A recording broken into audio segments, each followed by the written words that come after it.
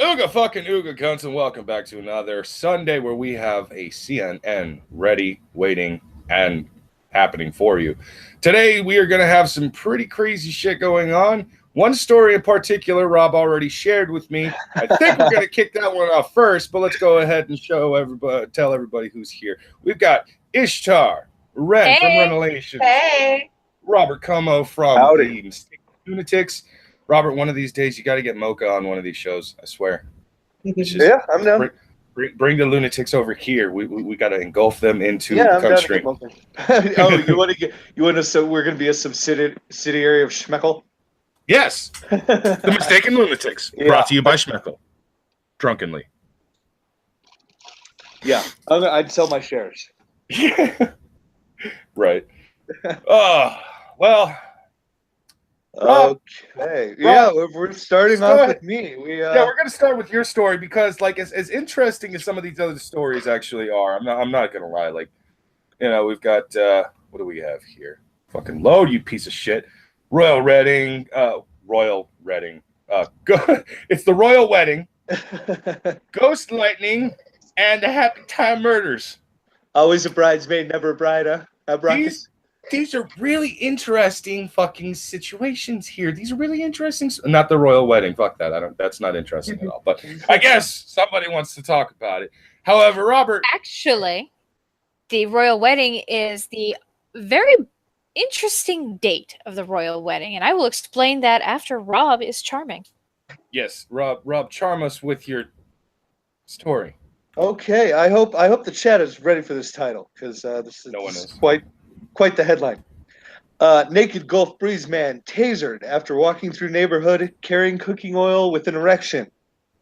See, I knew that was coming, and I still wasn't prepared for it. No, my body is just not ready for this. I have not read this article yet. I found it 5 fucking minutes ago, and I am going to be as surprised as the rest of the chat. So, as the rest of all of us are. So, let's get into this.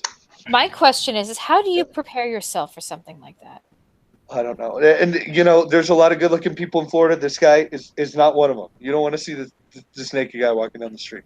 Isn't that the worst part about it, too, is, like, that Florida is filled with some of the most fucking attractive people that we've probably ever seen on a beach. This guy, as you said, is not one of them. And I'm just like, it's always one of them.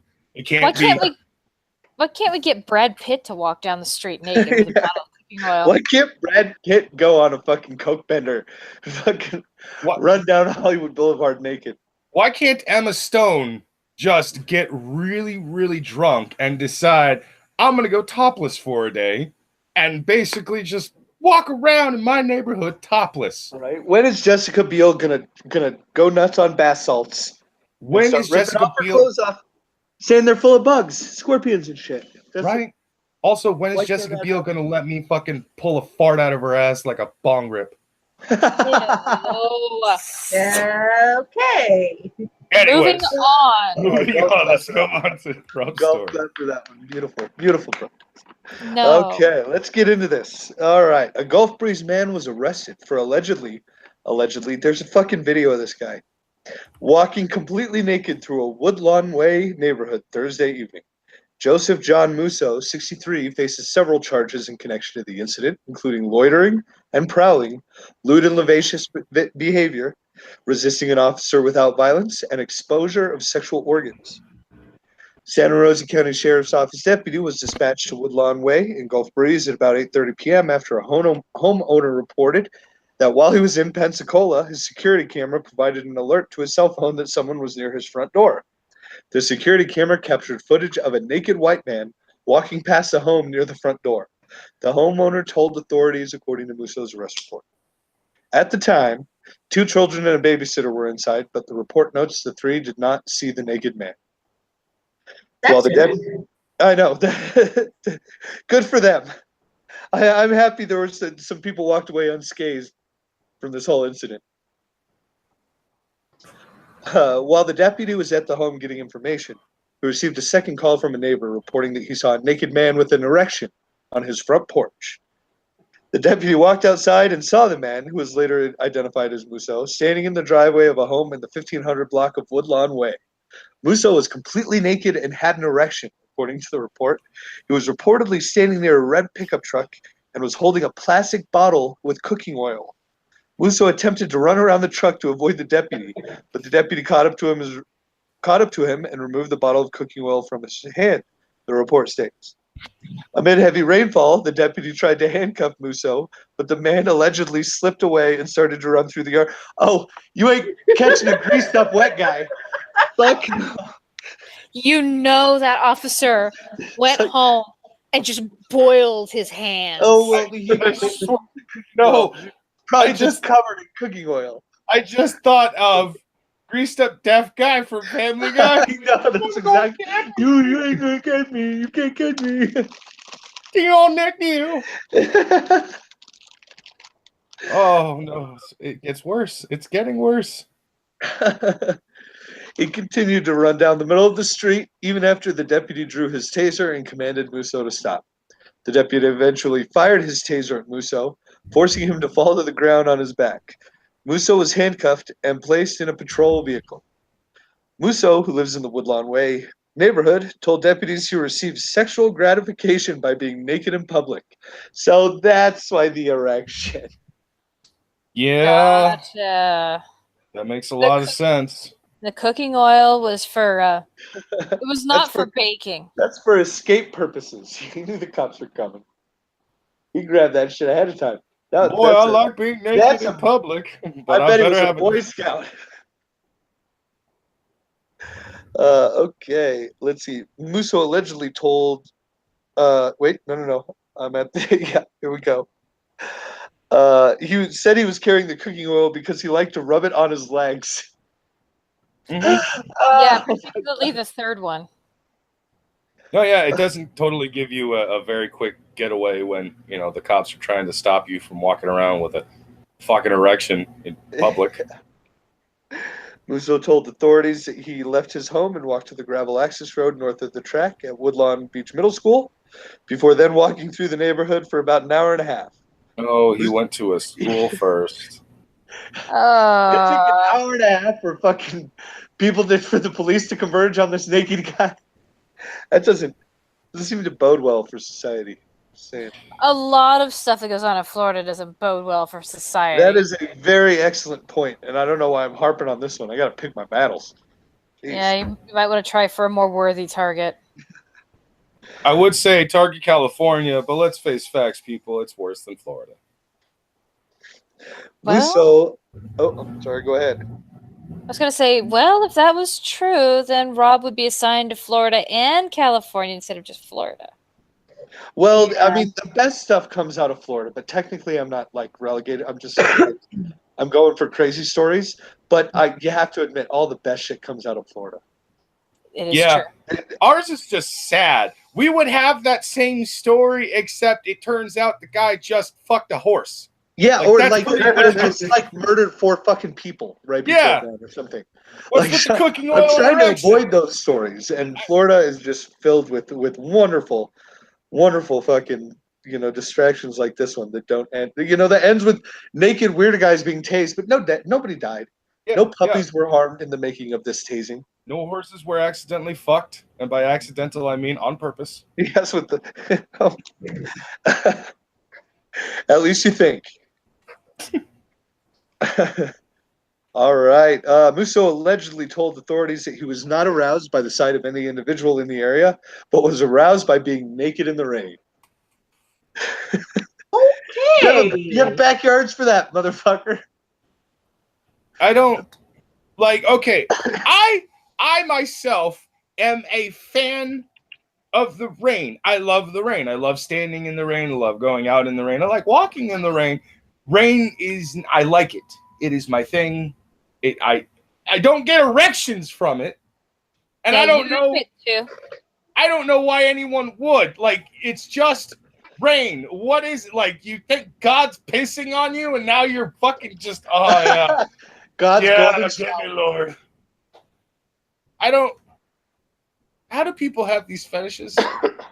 How does this thing exist? Like, is there some mad scientist going into people's homes in the middle of the night and basically just fucking cutting their brains open and wiring some shit differently By now, you're gonna get an arousal from rain, and you're gonna get erect whenever you see the color yellow. I think it's done naturally by the sun, by that fucking Florida sun.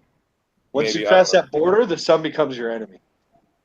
Yeah, there are no clouds in Florida to help you out there unless there's a storm coming. Hurricane season. Naked guy season.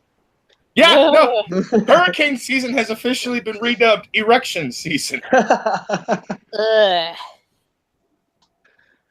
Okay. He told authorities he had previously walked naked in his neighborhood one other time, but he prefers to walk naked at the beach and had done so at both Pensacola Beach and Navarre Beach. Musso was booked into the Santa Rosa County Jail late Thursday and has since been released. You know, that Santa Rosa County Jail gets a lot of interesting traffic through there. I'm always hearing about people getting booked at Santa Rosa. So, where is Mark moving again? Santa Rosa? Santa Rosa, Mark? You go to Santa Rosa? I think that he's going to move over to Santa Rosa. We are going to have stories about him on Cunt Stream. It is just a matter of time. I know. Yes. He's gonna get infamous, and we're gonna all be able to say we knew him before it was cool. Yeah, what was the story we decided it was going to be his headline? Man murders a bunch of people, blames twin.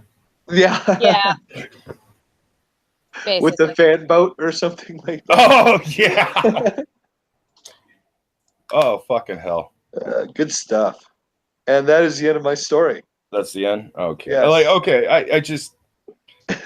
I got to ask the panel this because we cover some crazy fucking shit. But what would you say is the craziest thing you think you've ever actually seen in regards to something like this? Like somebody... I have that. I got that. Okay, I live in New Mexico, right? About a decade ago, we had a music festival down here at the racetrack. Had a 3-day music fest. Wu-Tang was there, Citizen Co. Like fucking 60 bands, right? For 3 days. Fucking epic shit. I ended up going for all 3 days, but the second day was when Wu-Tang was playing, and a bunch of my buddies came up. And my buddy, we'll call him Timmy, just for special purposes, so I don't dox his name. But we all ended up eating weed brownies that we got at the show. And Timmy ended up getting so fucked up after the show, he ended up parking in some random neighborhood, thought he had pulled up to his house, walked into somebody's house, he had no idea whose it was, took a shower, and passed out naked on their couch. He got woken up the next morning by it was some lady's house, and this is New Mexico, so there's a bunch of Mexicans, and all the Mexicans will live in the same neighborhood, their sisters and brothers and parents and shit will all live on the same street. So she went next door to grab her brother, and so he woke up with the brother fucking putting a gun in his face, and they called the cops, and he was in the paper, and the fucking headline was fucking amazing. It was "Naked Man Blames Brownie." And it was Naked beautiful. Man blames Brownie. Yeah. Okay. Naked man. Okay. The brownie. Hard to did it. argue. Hard to argue. Anyone else got crazy story? No, I mean regarding this, crazy shit that you've actually seen go down aside from naked man blames brownie. No. I must have lived Surprising. a very boring life. Me too, Ren. I mean, either that or you and I just have the good sense to stay away from the crazy people. I think that's the case. Yeah. Well, there have been a few stories that I've actually experienced, and some of them have been funny, some of them have been weird, some have made me go, what the fuck? But I think the craziest one I probably ever experienced was seeing a man in the middle of the night walking through a neighborhood wearing very short shorts. Like you would think that they're underwear. They're not. He was wearing a thong underneath it, but he was just wearing short shorts, and that's it. No shoes, no socks, no shirt, no nothing else. He's just walking, casually strolling the neighborhood, and he just looks over and he waves to me, and smiles, and he keeps walking. I'm like, in my head, I'm thinking he just fucked somebody else's wife and got away with it. Okay. He's pulling off that walk of shame with pride, buddy. Right? Because those shorts were a little too short. I do not think He wore. just grabbed something like as he was jumping out the window. Yes. So some chick's jean shorts. Is like, sweetie, let's go to the park and put on those little shorts I like. Fuck. It was I fucking can't amazing. find them. Yeah, I can't find them. Let me see it up. Oh fuck. Okay. Well. Since Ishtar thinks that the royal wedding is an interesting story, let's go ahead. Wait, Ishtar, is that one of yours? That is one of mine. Okay, Ishtar, let's go with your story of the royal wedding, because who doesn't love to follow up naked man covered in fucking cooking oil with an erection with somebody's getting married?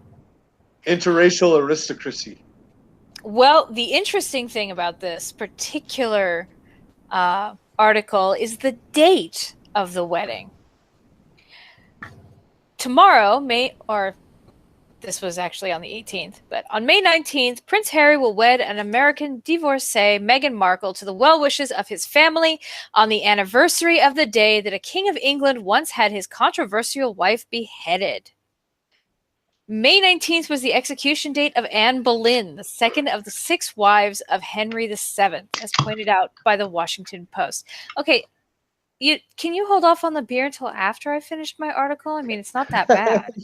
Oh no, I cracked one prepping. open for the wedding story too, so don't feel I'm bad. prepping. Okay. Boleyn was executed in 1536 at the age of either 28 or 35. There is historical debate about whether she was born in 1501 or 1507. The charges against her were incest, adultery, plotting against the king's life. Charges widely viewed by historians as trumped up by Henry VIII to clear the way for his third marriage to Jane Seymour. Henry VIII was the second monarch of the Tudor dynasty, born in 1491 and ruled from 1509 to 1547. Much of his reign, Henry's overwhelming concern was securing an heir for the throne, probably for very good reason. His first wife became pregnant 7 times during her marriage to Henry, but most of her pregnancies ended in miscarriage, or stillbirth. Only 1 child survived past infancy, Mary. Enter Anne Boleyn, one of Catherine's ladies-in-waiting. Say again? Well, I was just gonna. You said marriage, and I was like, well, yeah, I guess incest was a thing for them. Well, yeah, actually, that it's relatively common knowledge that the royal families kind of fucked their own for a while. Oh yeah, for sure. But until it became taboo.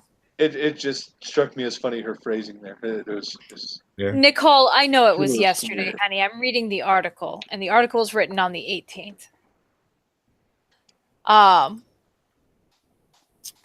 And Boleyn caught the king's eye around 1526, but refused to become his mistress as her sister had. Instead, she held out for the title of queen. Go Anne. Henry asked Catherine to quietly retire to a nunnery and allow her marriage to be annulled, but she refused, and Henry turned to the Pope for the annulment, but years of negotiating and petitioning failed. Ultimately, Henry's marital troubles led to separation of the Church of England from the Catholic Church in Rome, and Henry got his divorce. I'm having trouble speaking tonight. He also got his marriage to Anne Boleyn. Unfortunately, Henry and Boleyn had no more luck at producing a male heir than Catherine and Henry had. The first child was a girl named Elizabeth, and there were no boys after that. In 1536, Boleyn had a miscarriage of her own. Historians aren't sure if there were more than that, but by that time, he had a new lover in Jane Seymour. Boleyn was arrested, taken to the Tower of London, accused of adultery with several noblemen, a court musician, and even her own brother. According to eyewitness manservant George Constantine, Anne Boleyn's own uncle, the Duke of Norfolk, read out her sentence: to be burned here within the Tower of London on the green, else to have thy head smitten off, as the king's pleasure shall be further known of the same. You know, one of these days, I'm probably going to write some stupid fucking play where it's just these people that apparently decided to time travel throughout historical moments and stuff to see like the beheadings or killings or executions of like noble families and stuff like that. And if they heard this stuff like, Anne Boleyn is accused of blah, blah, blah, blah, as soon as it gets to fucking, incest with brother, the characters would have just shouted from the crowd going, Wincest! But basically, they heckle these historical moments throughout time. It's going to be a play. I'm going to put it on. It's going to suck. No one's going to come to see it except Mark and Rob. That's because they're in the fucking thing. That's why. I'm your key grip. Fortunately for Markle, who will marry into the House of Windsor, the rate of executions in the British monarchy has gone way down. Mary Stuart, very fortunately. Mary Stuart, the Queen of Scotland, died by beheading in 1587, the last female monarch killed that way. The last king beheaded was Charles I in 1649. So there probably won't have to worry about any Game of Thrones style maneuvering for her own progeny. The British line of succession no longer excludes women, and Prince Harry is 6th in line for the throne after his father, brother, and his brother's 3 children. May I point something out? Sure. She might very well have cause to worry. Look what fucking happened to Di. Well, yeah. Points. People don't really live in that family for very long. Yeah. Well, she did have some luck. I mean, Kate's had some good luck. She probably died of syphilis. Just saying. Anyway. So, yeah, that's the end of my article. No, you know what? Actually, no, I'm going to go ahead and add a little thing. So, Rob and Mark are the main characters who are essentially time traveling, but I'm going to throw myself in there because when our characters go and see the beheading of the Marquis de Sade, I'm going to shout from the fucking, crowd and everything, "It's a trap!" and then try to run away. I'm going to start shouting, "He did not hit her! He did not! Oh, hi, Marquis!" You're only making it worse with that. Anyone who doesn't know history, Marquis de Sade, look up that person. You will understand. Okay, so that was actually a nice little segue into history to let us know about this family. Can we call them a family? Can we, or is it just like a cult of death? I just like to think that they're a relic that living relic that everyone stares at and goes, "Why are you a thing?" No, I know why they're still a thing. English preservation and everything like that. England is still like one of the only countries, westernized, that actually holds on to those types of traditions. Like their royal family still stands. There are a few. There's a couple countries that have kept on to their royal families. We don't talk about those ones though. Germany doesn't have their king. Have you guys seen Another Period on Comedy Central? Another Period. No. They have a couple characters that are incestuous, that a brother and sister that are like in love with each other, and it opens up with them like making out in a dark room, like just like, "Oh, I must have you right now." She goes, "Oh, I need you inside me," and he goes, "Okay, take off your dress." He's like, "Good thing we're completely alone. If anybody knew about us, like our family would be shamed into ruin." And they're like, "Good thing we're totally alone. Now take off that dress." And she backs up, and there's like 4 maids standing there that start like unhooking her dress and stuff like that. And then it's his turn, and he backs up, and there's like 4 butlers there that start like undoing his tie and taking off all his clothes, and then they just stand there silently while they fuck on the bed. It's fucking hilarious. But the characters act like, "Good thing we're completely and utterly alone. There's no other people here." That's actually kind of interesting because there was a period when everyone's clothing, like for royal people, when you couldn't have an affair unless you had someone with you at all times willing to take your clothes off for you, because that shit was way too complicated. And I'm talking about just the men's stuff. I don't want to get into the women's 17 layers of fucking how'd you do it. This is why it was easier to have an affair if you weren't royalty. Mm-hmm. 1 layer. It was just one layer of, hey, take your rag off. Okay, slip. Now let's fuck. Well, you know what they say: if you can't keep it in the pants, keep it in the family. Oh. I think that was the Tudors family. Oh, motto. Oh, Ishtar, my respect for you just went up like fucking 13. Oh, thank you. They also rarely bathed. Hey. Once every 3 months was still pretty decent in those days. Except for when you realize that the Vikings bathed once a week. Yeah. Yeah, but the dirt keeps the demons away. It's like, no joke. Some of the most savage cultures in history, as history would show, like in those times, you know, the English would be like, oh, they're just a bunch of savages. They bathe daily. Yeah. The Vikings loved a good steam bath. Right. Soaking in, they didn't want blood on their beard. Their beards were like something that they were proud of. They enjoyed a good schwitz every now and then. The Greeks even actually had a way of cleaning yourself without necessarily using water, because, you know, they would have droughts every now and then and stuff. If you actually used a specific kind of oil, specifically, I believe it is olive oil. Yes. You can douse your entire body in olive oil and just scrape it off. The oil will remove all the dirt and nasty shit off of you and leave a nice, smooth and wonderful smell. I mean, the Greeks also believed in shaving.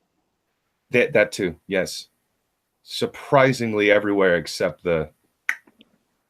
Well, to be fair, for guys, shaving there can hurt. No, I meant even the women.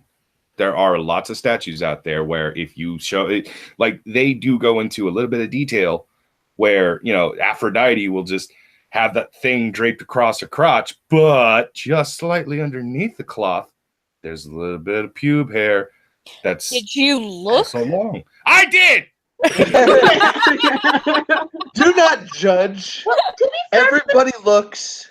And to be fair, for the time period, they might have been worried about cuts and stuff. And I mean, what were they using to clean after to shave? After all, I mean, let's think about that for a minute. They were using knives. I don't think modern shavers were available to them.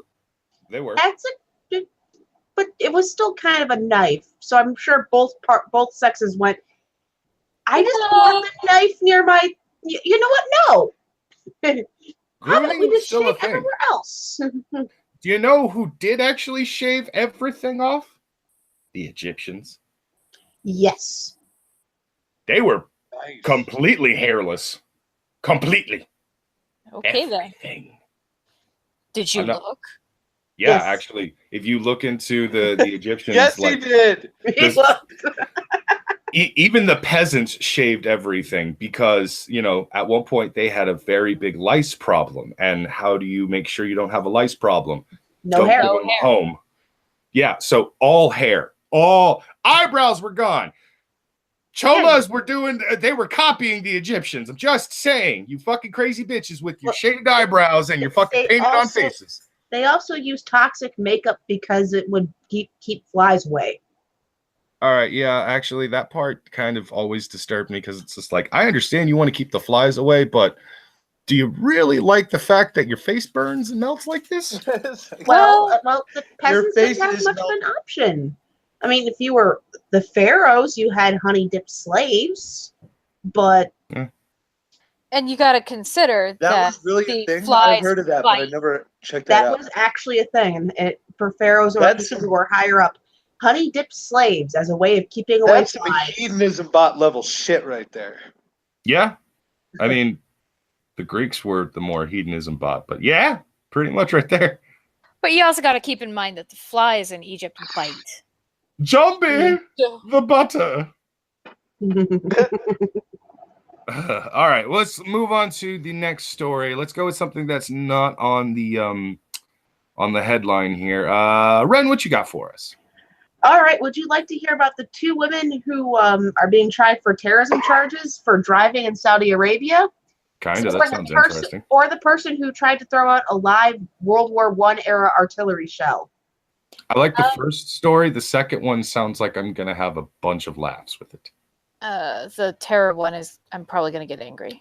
Yeah, Okay, I'm most likely I'll going go with to that go one. rageful. Okay. 2 Saudi women detained for nearly a month for defying a ban on females driving were referred to a court established to try terrorism cases on Thursday, according to friends of the defendants. Activists say it's the first time female drivers have been referred to the specialist criminal court in, I can't pronounce the name, and that their detention is the longest of female drivers in Saudi history. 4 people close to the 25-year-old and 33-year-old said they are no longer being charged for defying the driving ban, but for voicing opinions online. Mm-hmm. And they declined to elaborate on specific charges because of the sensitivity of the case and anonymously for fear of the government reprisal. Well, no shit. No. Sounds like they had reason to fear government reprisal. I have okay. How? And this is an interesting question. Is Islam not the problem here? Islam, yeah, absolutely. Well, that's part of the problem. Is that it's the problem is the fucking courts like kowtowing to them. No. Islam heavily influences politics in the Middle East. Saudi Arabia is still in the Middle East. Yeah, absolutely. And it is still a very heavily Muslim country. Mm-hmm. Even though the prince is trying to push everything into a more westernized fucking idea, at least in politics, even though he is trying his damnedest, and I applaud that man for doing this, to actually make things a little better for his people out there, there is still going to be a fuck ton of pushback from the I guess you could say the older Islam, the older Muslims, who basically don't want to let go of their traditions and such. There's even going to be younger Muslims who are basically brainwashed into not letting go of their traditions. So when I hear stories it's like that generation is already like grown now. Pretty much, yeah. And it's sad because every single time I hear somebody trying to say Islam is not the problem, I'm just like, yes, it is. It is a very big fucking problem. It has caused entire generations of people to do shit like this. These women want to just drive a fucking car unchaperoned in their own home fucking town. Let them go to Albertsons and pick up fucking wine on their own people. Jesus. Metaphors in the chat says the Saudis are a funny bunch of vicious monarchs. Right. Yeah. They're just goofy. Those goofy silly. Saudis. Those silly Saudis. Those goofy little sons of bitches. It gets worse. Bastards. They being little rascals. They're being little rascals. Oh my God. It gets worse. Continue, Brad. I didn't realize there was more. They told the Associated Press that the women's defense lawyers had appealed against the judge's decision to transfer their case to that court, which was established to try terrorism cases, but has also been used to try peaceful dissidents and activists. An appeals court in another place I can't pronounce is expected to rule on the referral in the coming days. Human Rights Watch recently said Saudi authorities are expanding a crackdown on people who criticize the government online. It said judges and prosecutors are using a 2007 anti-cybercrime law to charge Saudi citizens for peaceful tweets and social media comments. Wow. Peaceful tweets and social commentary. So like tweets saying like let's all stick together and not kill people. Does anyone else see this as, the epitome of abuse of power right there? Wait, actually, it's the epitome of evil. I wouldn't be surprised if they were actually saying on Twitter, "Hey guys, let's not kill the Jews." That's like they're like outlawing peace. Yeah. That's don't tweet about the government. That's straight up evil. It's like peace is against the law. This is Saudi Arabia. How dare you have an opinion, you bastard! And you, dumb bitch, get off internet right now. Also, don't get in that car. I will blow it up with you in it. Why are you French? I don't know. I'm trying to do a Middle Eastern accent. It's fucking failing horribly. It is. You're French. I don't. I just don't. I don't have it right now. I normally I could do accents. I guess I haven't heard one in so long that I can't fucking just slide into it. Like You need a good Allahu Akbar video. Allahu Akbar. You got to get your groove back. Hey, Stella? What the hell was that, Rob? I don't know. I have no clue. He's And the Stella, rest- and he's got to get his groove back. And the rest of the article just goes into like where they were stopped and everything. One was delivering food. The other was driving. Interesting fact, though, from this article, there are no laws banning women from driving in Saudi Arabia. Authorities do not issue them licenses, and ultra-conservative Saudi clerics have religious edicts against it. No such ban exists anywhere else in the world, even in other conservative Gulf countries. So because there's no legal ban against the driving thing, no cat. They're using basically this bullshit excuse to put them on trial and make an example of them. They're basically saying you commented on social media, we're transferring you to terrorism court. Oh, that's going to end well. Okay, when I heard Ishtar telling her cat, no cat, no cat, all I wanted to do in that exact moment was scream, "Ha pussy!" Yay. I don't know why certain things have been triggering that fucking part of my brain where I'm just gonna spout out some random shit, but you just need to get laid. No. You need to go see Infinity War. Believe me, even if I was getting laid, that part of my brain is still gonna go off. It doesn't stop. You're a man. No, not that. It's not that. It's that was a reference from an anime that I watched with a buddy of mine years ago. It's basically, I shit you not, I can't remember what it's called, but the actual fucking text of it is, the title, anime about panties. The whole fucking anime is a bunch of shorts of guys accidentally seeing women's panties throughout the entire fucking thing, and that's all it is. There's gonna be fucking like 13 seasons of that motherfucker. No, it was only one season's worth. I think that it has 2 DVDs total, and that was it. It was just one gigantic joke. And at one point in the middle of the show, while it's cutting from one scene to another, somebody will put a cat on screen, and you just hear a guy, "Ha ha, pussy!" Okay. It's just fucking. It's like a reference only Brockus would get, and he like cracks himself up. And he's like, "Ha, I'm hilarious." Somebody has to think he's funny. I think I am hilarious. Yes. Oh, you're funny as shit, man. You are. I'm just picking on you, Brockus. I'm sorry. It's all part of the show. It's all for the entertainment. And Okay. you're a good sport about it. Most of the time, yeah. There was that one time not too long ago, but that was problems. Oh, I hate this broken brain. Yeah, you nailed it when they said there's no actual law against it, but the ban is because of fucking Islamic clerics enforcing it. Yeah. They don't want women driving. And that's the funniest part about it is because you've got people over here in America like fucking Zarna Joshi and Linda Sarsour who are consistently pushing fucking feminism, intersectional feminism and shit. And that version of feminism is basically telling you have to actually accept Islam. There is no question. You have to accept Islam. Yeah. And which one do you think is going to win out? Which one do you think is stronger, feminism or Islam? Islam will eventually roll fucking over. Oh yeah, absolutely. Oh yeah, it's always funny when you see their tweets like, well, under Islam, there's no interest rates on loans. It's like, yeah, but there's also hijabs, and I have to change how I dress. So no. Oh, and there's also stoning for adultery. You daft cunts. There's also no cleavage allowed anymore. I think the cons far outweigh the pros.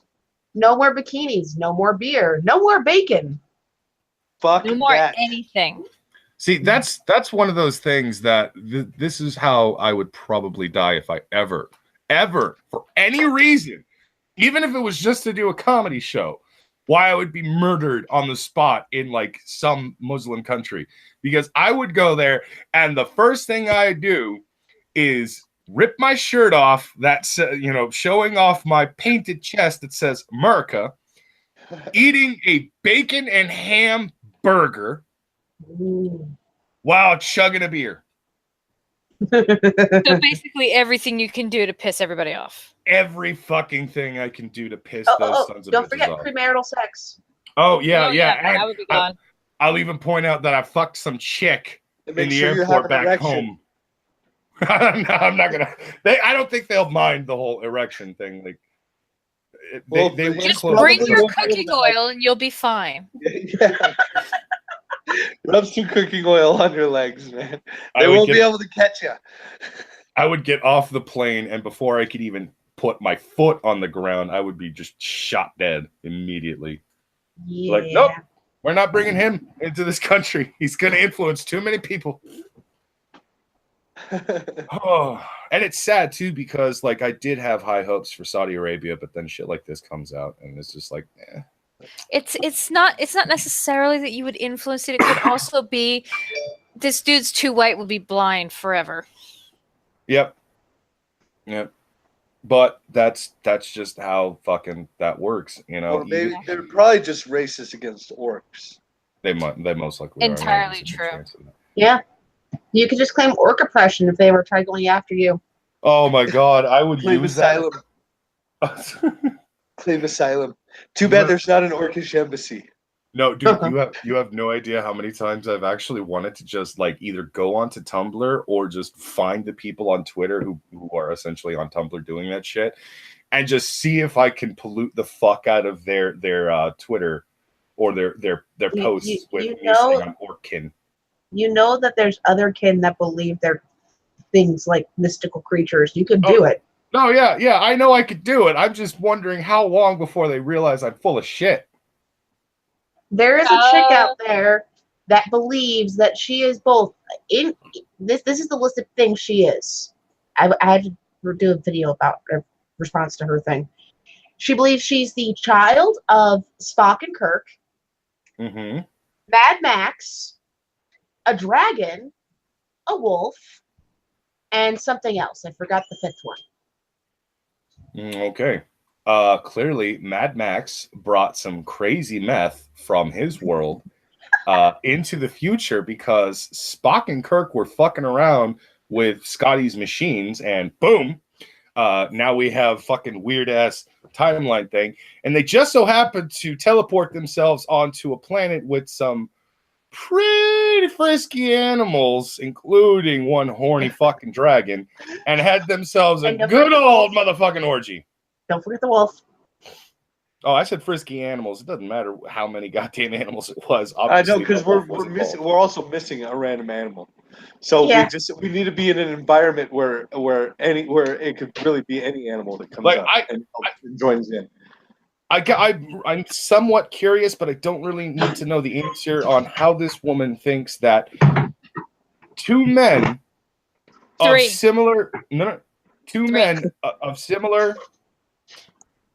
similar backgrounds from a sci-fi franchise, and it's a well-known fact that Vulcan men don't just suddenly get pregnant, and human men still can't get pregnant.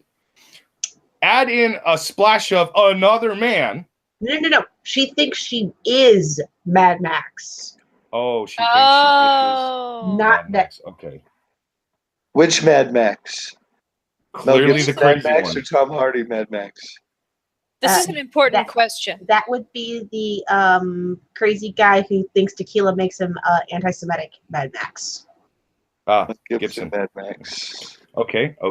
So she thinks two men somehow had a motherfucking baby with a dragon and a wolf. Again, the wolf cannot have children with humans. This reminds me of that whole South Park scene where Mr. Garrison's explaining evolution, and it's like, and then he fucked the retarded fish frog and made a retarded fish frog squirrel. All we're missing is the growl, and we would have Full Brockus rage. I don't. Do you, You should not take that much lithium, you crazy bitch! Take as prescribed! Yeah, Tumblr crowds are insane, especially if you get to certain groups. I saw a few videos covered by some of my favorite people I'm sub to cover a few of those people. One in particular was JT Kirk as the Amazing Atheist. He's the one who kind of made a video that I actually found, and that's sort of the rabbit hole I fell into when I realized, oh my God, this is one of the reasons why I never go to Tumblr. And it's just, I didn't understand how somebody could actually truly believe that they were legitimately a dragon, but there And I that's was. not even that's not even getting into the godkin. I'm not. Oh God. Or the Please fiction no. kin. Godkin, no. I don't know if I'm cool with. Fiction kin. Fiction Okay, kin, I can okay. guess. Like I- people think they're hobbits or some shit. I will fully admit, quite happily, I love to RP. I'm a gamer. I've played all kinds of species, including several furries. I do know that this shit's not real. They don't. And I fiction kin. know. And fiction kin, for the easiest definition for you audience, is fiction kin are people who like anime characters, but they go beyond like and they think they are those anime characters. Okay. I would love to stick my dick in Ria's Gremory, okay? I don't believe that is ever going to be even remotely possible because she's a fictional character in an anime in a fantasy world that doesn't exist. These I people, would have to take a lot of shrooms to even think that that's possible. these people need some serious therapy. Yep. Just to help reacquaint themselves to the concept of reality. I will say this much though. I don't know if they ever had it. Like, how do you lose that much like this many people lose that much concept of reality unless they never like did their parents never just simply tell them, you know, that this isn't real, right? That this is all made up. Like inspiration. One of the actual things that will most likely has happened with these people is that they were essentially loners, isolated through most of their youth because they were weird. They weren't really well liked, whatever the case was. I was one of those kids at one point. I had no friends. Nobody wanted to sit with me. Nobody wanted to talk to me. They all thought I was fucking weird as shit. I didn't give in to some sort of crazy ass world. I just let my imagination, take over, and I ended up fucking having a good old time fighting with my fucking Thundercats toys and shit. That's it. I didn't actually think Lion-O was fucking real though. And Metaphors brings up a good point. You can always find a woman who thinks she's that character. That'd be hot. I would love to actually hook up with a chick who would be willing to cosplay as Ria's Gremory because, like, that's my waifu, and that's my waifu for life. But would you hook up with a chick who thought she was? Oh no, you need to fucking walk away. Walk away. That's a fucking red flag. If you ever find that, that's a fucking flashing red flag. There's only so much crazy Brockus is willing to stick his dick in. No, yeah, like everybody says, don't stick your dick in crazy. No. Sometimes sticking your dick in crazy is a lot of fun. You might regret it later, but you might not regret it that much because sometimes the crazy chicks give the best sex and it's awesome. It's great. It's the ones that you believe are clinically insane. The ones that literally think that they are, in fact, this fictional character. Like, I really am Arwen from The Lord of the Rings. Okay? You make such a pretty elf. Go away. Leave me be and never darken my doors again with your presence. Those are the people you don't want to stick your dick in. Like, the chick who gets a little too drunk and decides to take her shirt off, not her bra, but her shirt off, get on top of the roof and then jump into the pool. That crazy chick, yeah, go ahead, fuck that. Just don't fuck the one sitting in the corner trying to summon Satan. That's the one you don't want to have sex with because she's going to sacrifice you. Oh, that was a story we covered 2 weeks ago, wasn't it? Yeah, I think so. Oh, fucking hell. All right. Like, okay, Cunt enough. said she's Danny DeVito. The She is Hobbit Danny DeVito. She's the Hobbit Danny DeVito in a fucking blonde wig. That's good stuff. All right. Then, are you up there? You up there, Marcus? Let's see here. Okay, let's move on to another. Who has the ghost lightning story? That's me. Ah, yes. Let's go with you, Ishtar. Okay. Mysterious ghost-like whistler waves that are normally created by lightning could protect nuclear fusion reactors from runaway electrons, new research suggests. These whistler waves are naturally found high above ground in the ionosphere, a layer of Earth's atmosphere about 50 to 600 miles, or 80 to 1,000 kilometers above the planet's surface. These ghostly whistler waves form when the lightning bolts generate pulses of electromagnetic waves that travel between the northern and southern hemispheres. These waves change in frequency as they cross the globe, and when these light signals are converted to audio signals, they sound like whistles, which explains why they're whistler waves.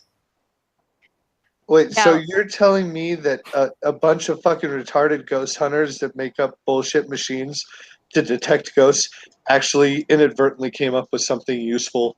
Well, hey now, that you can't be that mean. Shut the fuck up, Brockus. Those real ghost Shut hunters the out fuck up, Brockus. So when your dog is just responding to something randomly, better check the sky and see if you got some lightning going. In nuclear fusion reaction, well, now it occurs to me before I finish that sentence that Brockus, that's what sets those damn dogs off all the time. There's no lightning in my neighborhood unless I am just not seeing it. Well, Do you live close to power lines? Okay. No, see, now I think my dog is trying to tell me something. She's giving me this look like, nah, bro, you can't see it, but we can. voodoo on you, dude. Damn it. Voodoo on you. Damn it. Voodoo on your dog. Don't you voodoo on Lubbies? Is his name seriously Lubbies? No, her name is Lucky, but I call her my Lubbies. Aww, Aww. so cute. She's my only friend. Probably. Moving back to fusion reaction. Moving on. In nuclear fusion reactions, which power the sun, stars, atoms slam together, fusing into larger atoms while releasing energy. For decades, researchers have been trying to harness fusion energy on Earth using powerful magnetic fields inside tokamaks to corral donut-shaped clouds of hot plasma, a weird phase of matter that consists of electrically charged gas. Inside the tokamak, electric fields can propel electrons faster and faster, but as these high-speed electrons move through the plasma, they can't slow down. Normally, objects moving through a gas or a liquid feel a drag force that increases with speed. The faster you drive your car, for example, the more wind resistance you run into. But in plasma, drag force decreases with speed. Excuse me. Allowing electrons to accelerate to near light speed, damaging the tokamak. Researchers have already have a few techniques to mitigate runaways, said Don Spong. That is really Spong? his name. S-P-O-N-G. Spong. That is the most fucked up name That is ever. unfortunate. Don Spong. Oh, God. Spong. At least it's not Dick Spong, because that just sounds wrong. that rhymes. It does. Don Spong is a physicist at Oak Ridge National Laboratory in Tennessee and a co-author of the new study. They can use artificial intelligence algorithms to monitor and adjust the density of the plasma to prevent electrons from accelerating too fast. If there are still runaways, they can inject pellets of frozen neon into the plasma, which increases the plasma density and slows runaway electrons. But Whistler waves could be yet another way to rein in runaway electrons. We ideally want to avoid disruptions and runaways, said Spong. But if they occur, we would like multiple tools available for dealing with them. We're not going to be able to talk about this man without giggling. It's impossible. I'm just thinking of like how I would tease him as a kid. It's like Don Spong, like walks wrong. Don Spong fucking throws wrong, like everything fucking wrong. Well, we're funny. almost done. And We're almost done. You Except gave me wrong the idea, Spong. Ishtar. You're Wrong a good Spong. bully. You'd make a good bully, Ishtar. I'm not intentionally being mean. That's the problem. The best bullies never are. Okay, we're almost done. In the tokamak at the D3D, I think that's what that's supposed to be, National Fusion Facility in San Diego, Spong's research team detected, I know, Whistler waves being produced by runaway electrons.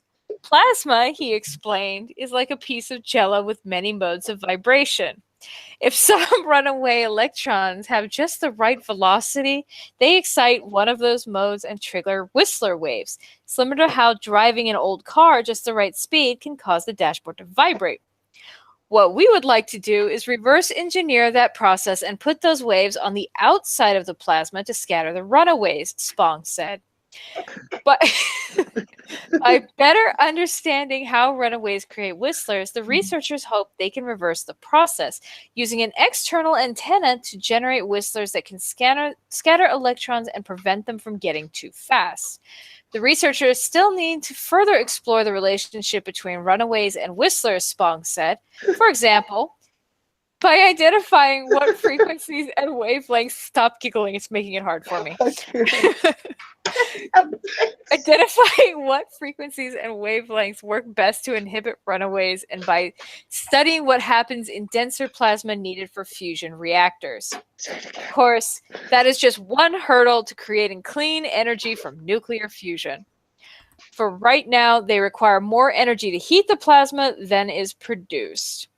In 2025, the ITER project in southern France is slated to begin experiments, and scientists will hope it will be the first fusion machine to produce more energy than is used to heat the plasma.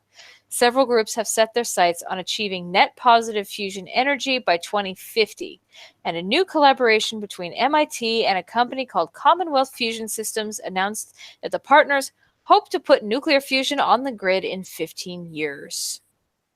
That's actually really gnarly. Yeah.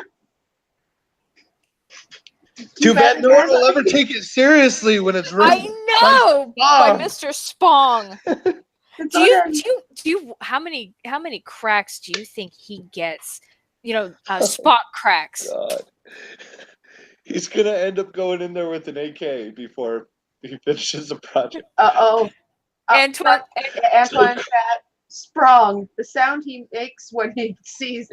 Oh God! When he sees Ren's nudes. Sprung.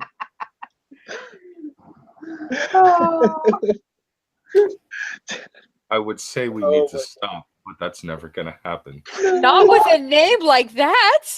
Don Sprung. God, that is the porno name if you ever hear it. Don Sprung's porno name, he just has to add a G at the end of his first name. They could send Dr. Carmichael as a spokesman or something. Somebody could give the report some credibility. Mr. Lebowitz, something. I have a feeling that this dude actually isn't really named Don Spong. But that really was his porn stage name. He just forgot to not Mark put that says on in the the paper. chat that they're going to name it Sprong's Law of Fusion. Sprung's Law of Fusion. But does he have a pedo stash? That is a question. I don't know. Unfortunately, you got a photo of Spong? No, there's no pictures, which is a shame. He doesn't have a pedo stash, but he's got a devil lock. Apparently. Oh, no. My goodness. It was okay. The fucked up part is that's actually a really interesting article for anyone who actually is at least partially into science and such. It's actually very interesting. And then the name just derails the whole fucking thing. It really does. It's like no one bothered to proofread this with a group of high schoolers. My high school, she's like, the dude's name. Like, Okay, what was that article about? I don't know. All I know is about Spong. I just remember Spong. If the high schoolers can't listen to what you're doing just because they're too busy giggling about the name, maybe get a different spokesman. Yeah. He can't be the only one who can speak on this topic. Get a Dr. Smith. A Dr. Smith. A Dr. Jones. A Dr. Anything. You call Dr. Jones, lady. No time for love, Dr. Jones. Oh God! No it really time was for the love, worst of Dr. the Sprong. trilogy. Metaphor says that is a bad sign. No pictures. Well, there's a really nifty picture of a rendering of lightning in a ball in some kind of machine. It's a conceptual picture of fusion energy inside a tokamak, but it's just a conceptual picture. But it's still pretty cool, so I will share it with you guys. It's a nifty looking picture. Yeah, please do. All right, I put it in chat.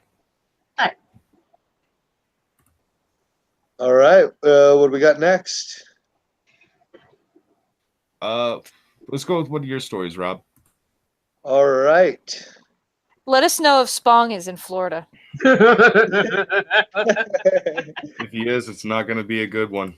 Yeah, I think he endorsed this check that's in the next story. This is actually pretty funny. Florida man attempts to cash check for $368 billion. Okay. It's a personal check, mind you. Okay. This story is strange even for the state of Florida. Jeff Waters reportedly walked into a Jacksonville, Florida Bank of America last week. A Bank of America, like a little branch of a bank. Okay. I'd like to cash this, please. Last week and attempted to cash a check for $368 billion. Yes, $368 billion. This obviously drew the suspicion of bank tellers. Waters' explanation was that a homeless man named Tito sold him the blank check several months ago for $100. This Tito. person, Tito. Tito, Tito, yeah, the homeless man. sounds legit. This Tito person apparently told Waters that the check would clear for any amount of money. Waters wrote the U.S. Bank of Idaho check to cash.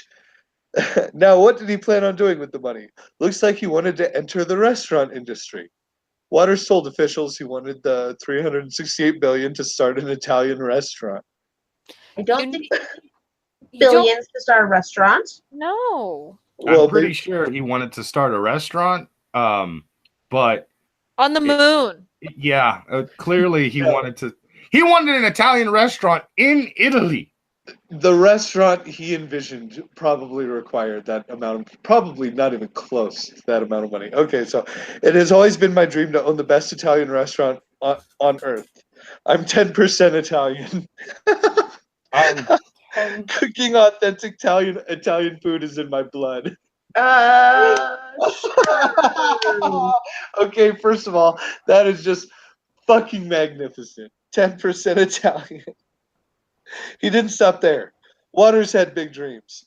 I plan to make the restaurant 80 million square feet and able to accommodate 30 million eaters at once. Plus, it was going to be totally underwater so people could look at sharks while they ate. There it is. Bam! Bam! I'm not gonna lie. Somebody I want this start man to have fucking the money. GoFundMe right now. I Right want to fucking eat. now. Fucking goddamn it! What is my favorite Italian dish? What is? I want to eat a plate of chicken Alfredo while checking out some motherfucking tiger sharks just swimming by. Some fettuccine, some prima fettuccine Alfredo. I'm fucking looking at the sharks. All right. So, But can he serve mushroom ravioli? Because that's my main concern. That's my favorite dish is mushroom ravioli. Come on, he's 10% Italian. Yeah. True. He served ravioli. Stuffed Motherfucker's got it mushrooms in will his be blood. available. It's in his fucking blood. so let me get the story straight. This man bought a blank check from Tito, the homeless man, For $100. for $100. Yeah. And Just. thought he could go cash the check for $300 billion. $368 billion. The taxes he would be paying would be redonkulous. At a branch of a Bank of America, like a little fucking local branch, Bank of America. I bet you Did don't get someone shit for finally saying that tell word. him he was an idiot? Oh, I'm sure the cops did. Oh, he But it got wasn't- arrested. But it wasn't his fault. It wasn't his fault. He blames Tito. But the bank wouldn't give me the blames money Tito. they owed me. The bank wouldn't give me the money they owed me, he says. Tito said the check was good for any amount I wanted to write it for. So blame Tito, not me. I'm as innocent as a schoolgirl. Is that what he said? Yes, said that all that was in Oh quote. my god. Oh, I don't even say as innocent as a schoolgirl. Okay, let me just say, Pornhub definitely has a lot of videos that would say that schoolgirls are not always that innocent. No, we're not. Schoolgirls are never innocent. Just saying. There's a lot of videos out there with some tartan fucking skirts, and yeah, those sluts can really party. Yeah. Needless to say, he was arrested after police were called. In addition to a forgery count, Waters was charged with unlawfully carrying Chinese stars and possessing bath salts. Boom! Oh, There it is. Oh, that would do it. Though And that's the not a truth surprise. comes out. Oh, what is a surprise is that he somehow posted the $23,000 bail. Did And Tito come that through is for the him? end of the article. Yeah, Tito gave with another blank check and fucking gave it to the bondsman. Okay. I have one question. Who in the fucking hell in Florida looked at bath salts and thought, I want to smoke those? An idiot. Like, I think it was a crackhead who mistook their own bath salts. Don't ask me why a crackhead has bath salts, but mistook their own bath salts for their supply of crack, smoked it, realized how fucking incredible it felt, probably cleared them of the crack addiction. And then, an hour later, they were eating their neighbor.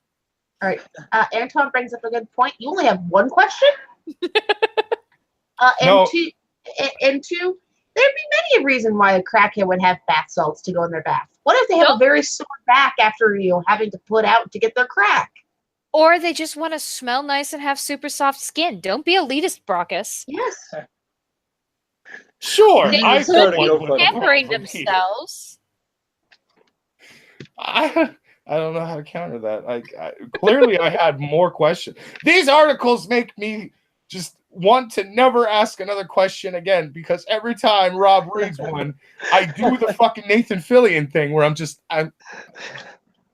And yet What you the- still ask. I end Oh, up they're having great. to ask. They're fucking fantastic. What if I'm I sorry, told you that was an amazing restaurant idea. We That did was- so funny. that was an amazing restaurant thing? But what if I told you I have an article that sounds like it should have happened in Florida, but it happened in Canada? I would say let's hear this story. Wait. Talk amongst yourselves. I'll be right back. I don't want to miss this. All right, so we wait for you. 2 minutes. We wait 2 minutes then. Okay, didn't he think that if he wanted people to look at sharks while they ate, he could have built an above ground restaurant and just put a giant sick ass aquarium in that motherfucker? That would be more practical. I mean, you wouldn't have to worry about water pressurization. You wouldn't have a Jaws 3 situation. I mean, think of how much math you would have to do to figure out how thick and what type of glass it would have to be in order to prevent the opening night of this restaurant and everyone drowned. Okay, I have to point out something that just came to my attention a few moments ago. It was only a matter of time, wasn't it, Shadman? I knew this would happen. I knew this would happen the second I saw someone actually cosplaying, a female cosplaying Shatman. And what the fuck did I come back to? you came back to somebody wanting to actually IRL loot the shit out of Shadman himself, and it was only a matter of time. The man draws such amazingly detailed pictures, some very disturbing and some hilariously disturbing. You And should a keep lot the of selfies cocks. from the neck up there, Brockus. From now Lots of on. cocks. That is. I Yeah. went for ice cream, Metaphorist. I have ice cream now. Ooh, I Oh, have. And after that shit. picture, I need it. Actually, after that picture, Igor. Igor, fetch her beer. Igor, beer, no. Yeah, that's all I have to say is Igor beer here. All right. Pence! Exactly. Thank you very much.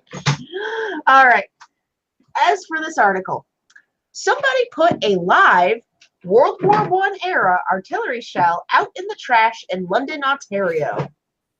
Alive. Live. World War I artillery shell. Yes. Yes. A artillery shell, the things that you would put inside of those big mortars to launch at your enemies and blow them the fuck up. Yeah. They Basically, look Big like hole. bullets that are the size of your head. yes, the things that replaced the cannon from the old days of the powder and powder and pellets days and such. Oh. Okay. Yeah, And the it was things that leave live. gigantic holes in the ground. And it was a live round, not a dud, Yes. a live round. Live. And they just threw it in the trash. Yeah. Continue. Police- I want to know. Police in London, Ontario say someone put a live First World War era artillery shell out with the trash on Tuesday. Mhm. The shell contained more than 10 kilograms of live explosives and had to be destroyed by bomb experts at Canadian Air Force's base in Borden. Yeah. So it was so big that they could not just neatly put it in one of those little bomb-proof things that the bomb guys use and just set it off. They have to transport it through a city to a base, presumably far out in the middle of nowhere, to set it off. Well, let's be honest. The initial explosion probably won't do a whole lot of damage. It's the shrapnel that's going to kill a whole bunch of folks. Yeah, it depends on where it's pointing. That too. Well, if it gets crushed in the back of a trash pickup car, it's the shrapnel. Mhm. Continuing, the That'd probably be vintage the safest place for it to go off in a city. It wouldn't be, actually.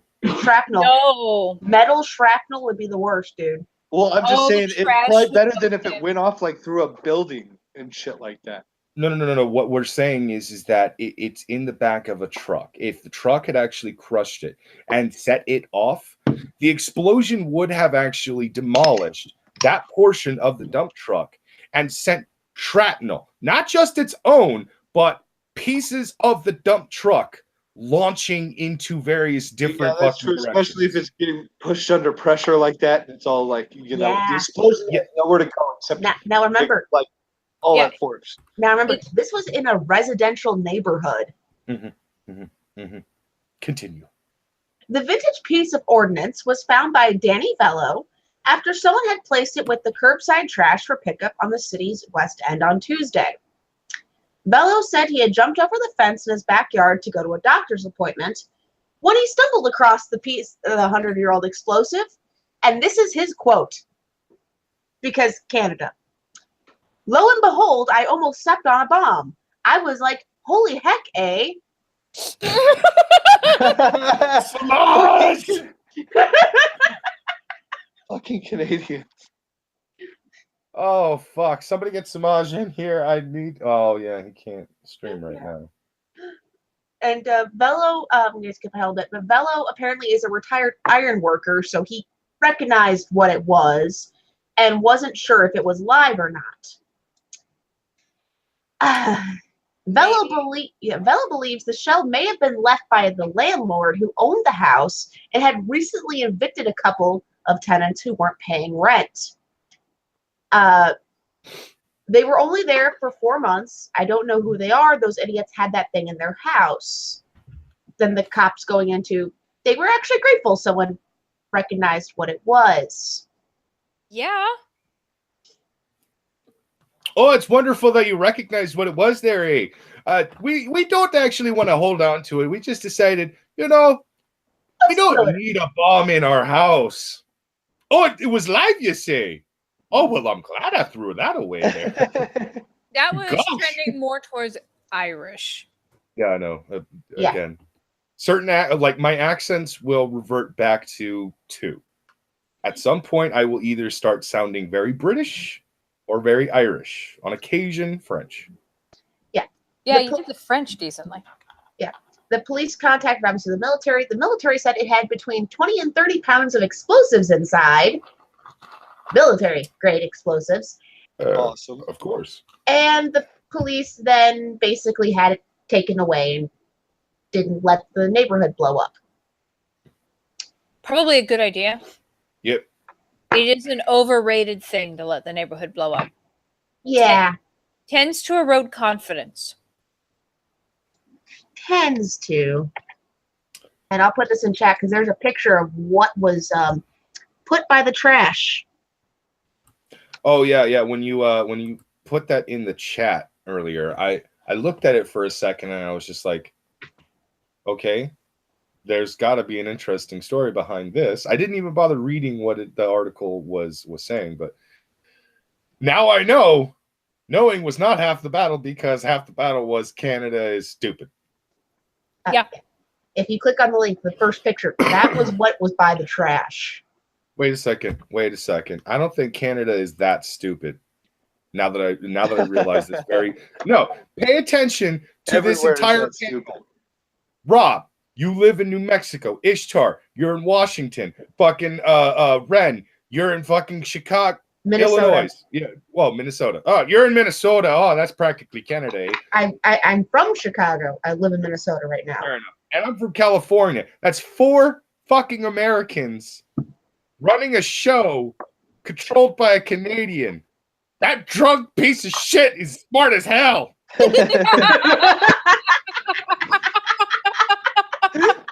The motherfucker knows what to do. It's like, no, I'm Canadian. I'm not that entertaining. I'm gonna let the Americans run my shit. I'm gonna make them do all the work. I'm gonna have words with Schmeckel after this show. Wise man knows his limits. I just can't wait for when the police in Canada contact the landlord going, so why did you put this in the trash? Yeah, I want to be the fly on the wall for that conversation. Like, oh, that was live? Oh, it was a live round. Shit. Oh man. Oh man. Okay. Well, fuck a duck. God damn this. Brockus, I just found a story that you're gonna. Oh my god, you're gonna hate it so much. Let's go back to you, Rob Ishtar. We will come back to you after Rob's. Take your time. I'm Okay. eating ice cream. I Fair found a review of The Shape of Water from a guy who had sex with a dolphin. Wow! Let me chug my beer a little bit. Can you repeat that again? This is a review of The Shape of Water from a guy who had sex with a dolphin.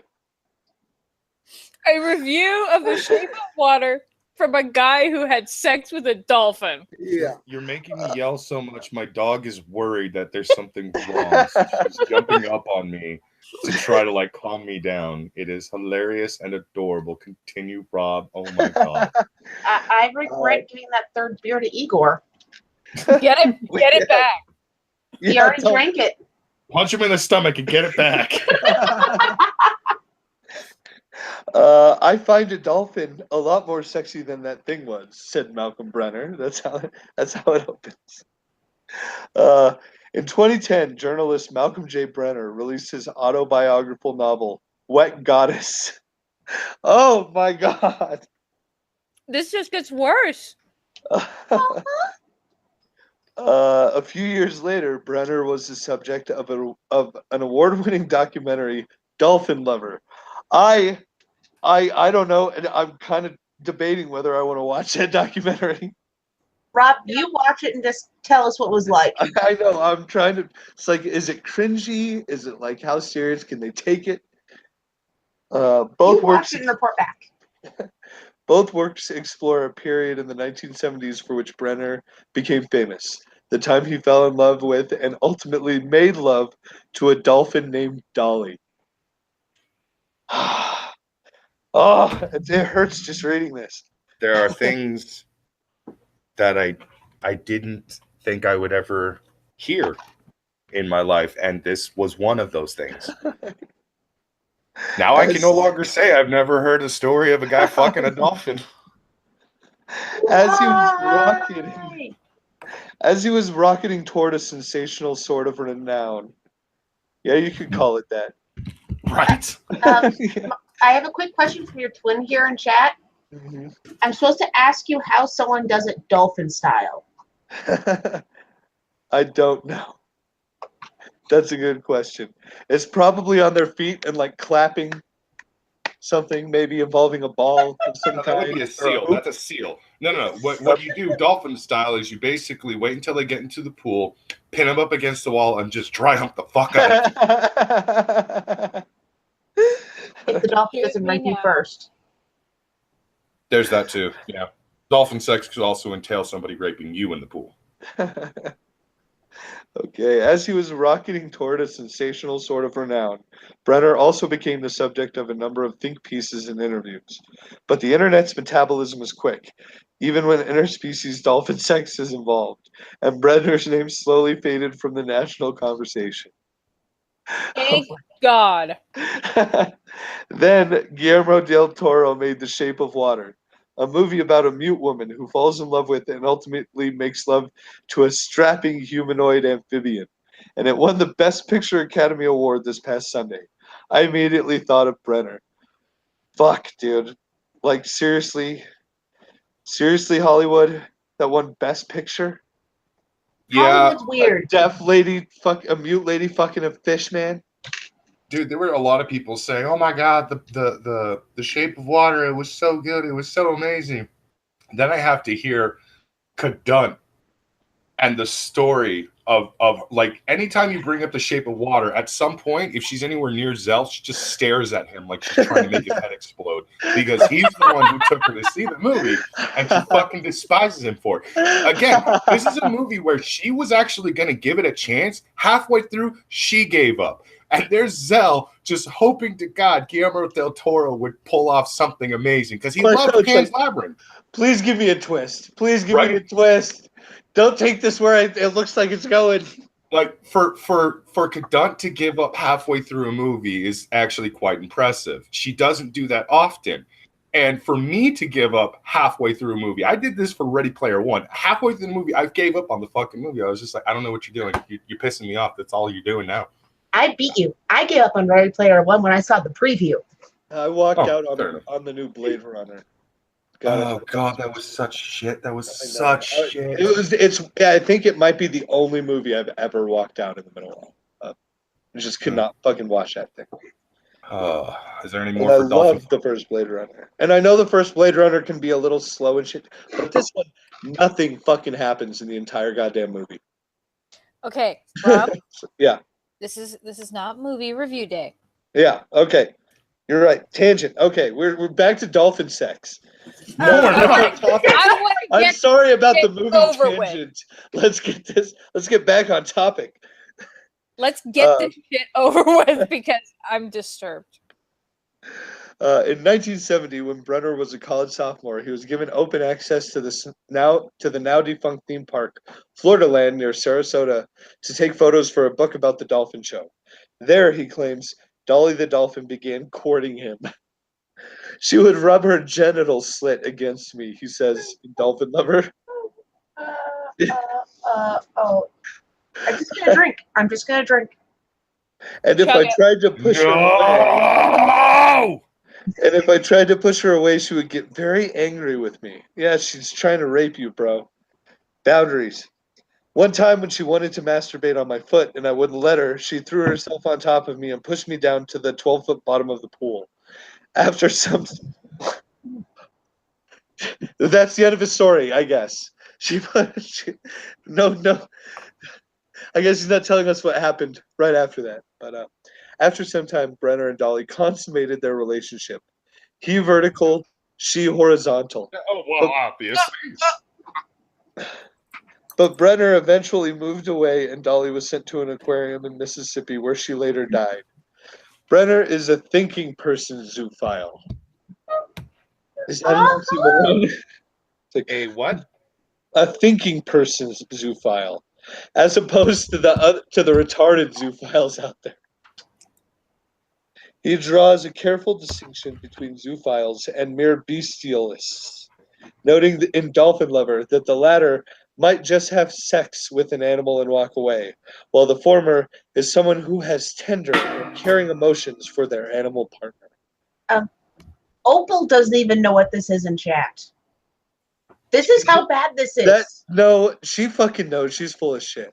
She's lying to save face. Opal's into sounding, and she's weirded out by this. Yeah, I'm actually gonna go ahead and say everybody's weirded out by this. Yeah. I don't think there's anybody in this chat who's comfortable with this. Dolphin Radio would be uncomfortable with this story. Someone sent it to Dolphin Radio on Twitter. Warski would be uncomfortable with this story. Yeah, I think this is one of those things where even Andy would just be like, all right, you know what? There are a lot of things I'm willing to do for a good laugh. That is never going to be one of them. Okay, I'm going to skip. This is a long article, so give me 1 second. I'm going to skip ahead to relevancy here. It's almost like half the article is defending zoophilia. Is like. Okay. Death Hurricane, whatever your name is. Sounding is when you stick something up a guy's pee hole. Why do we have to talk about it? Because he wanted to know what it was. I'd rather talk about that. About my tangents, Ishtar. We'd rather talk about a question. And we'd rather talk about sounding than dolphins at this moment. No, I was just answering a question while Rob was getting himself situated. Yeah, for sure. Okay, I'm all situated here. Situate away. Brenner draws parallels between current anti-bestiality laws and the anti-miscegnation laws of the 19th and 20th centuries, because, as he says in the documentary, 150 years ago, black people were considered a degenerate subspecies of the human being. And I'm hoping that in a more enlightened future, zoophilia will be no more regarded as controversial or harmful than interracial sex is today. See, fuck this guy. Get off of me, cat. Go. But I had to read that paragraph to lead into relevance. The Shape of Water likewise frames its interspecies romance in social justice terms. Perhaps, I thought, Brenner considered the movie a personal triumph, a sign that zoophiles are at last gaining acceptance in the mainstream. No, they are not. Okay. Wow. So many things wrong with this. One, yes, they were considered to be a lesser species. They were considered a subspecies. They were treated like animals. They were called animals, shit like that. Here is the difference. They were still human? If someone who is not black fucks someone who is black, procreation can take place because they're still of the same fucking species as us. So they do not fucking equate. A dolphin will never be able to give birth to a fucking human dolphin hybrid, no matter how much people want that to happen. And if for some reason it did, it would be a like horrifying freak monster of nature. We would kill it with fire. It wouldn't be like some healthy like hybrid with like superpowers that could like breathe underwater, you know, like fucking. Yeah, no, we're not creating fucking aqua people. Okay, Yeah, that's not happening. Aquaman is not going to come around for this. Neither is Namor. Oh my God, I hate when people fucking use that stupid argument. Oh, well, 150 years ago, black people were considered animals. That doesn't mean that a fucking deer isn't still a fucking animal. Okay. let's see. Brenner, as it turned out, had not seen the film, but he was happy to watch it for the purposes of our discussion, which took place over the phone and via Facebook. Yeah, The spoiler conversation- alert. She's mute because she's actually one of the same species. So it wasn't actually interspecies erotica. It was literally two of the same species fucking each other. One was just in disguise. The following conversation has been lightly edited for grammar and continuity. So here we get into the questions. So what did you think? My overall impression is that it was an unabashedly romantic fantasy. How so? Oh, the whole setting. The elaborately evil and impressive institution. The notion of a couple of washerwomen going up against big whatever it was, big military, I guess. This godlike fish being that it is ugly in a beautiful sort of way or beautiful in an ugly sort of way. I thought they did a very good job of conveying that. I found myself alternately attracted and repulsed by him. And the way the whole romance developed, I thought it developed much too quickly. Wait, wasn't it like a 2.5 hour movie? Yeah. Jesus fucking Christ. Even though he had mangled one human being, it just seemed like she felt he had a heart of gold from the beginning. It was a very stereotypical romance. I thought it went more back to Splash with Daryl Hannah and Tom Hanks, like a female version of Splash. It didn't have much to do with my book, which I think of as journalism passing as a novel. Do you think the fact that the creature in the movie was in captivity changed the nature of the relationship at all? Well, the captivity was so patently cruel and sadistic. I don't think you can compare it to much in the way of captivity of marine mammals, at least what I'm familiar with. Outside of some places like Indonesia and Russia, where they still have traveling dolphin shows. In fact, there's one scene where the creature is shackled down and he looks like Charles Laughton in The Hunchback of Notre Dame.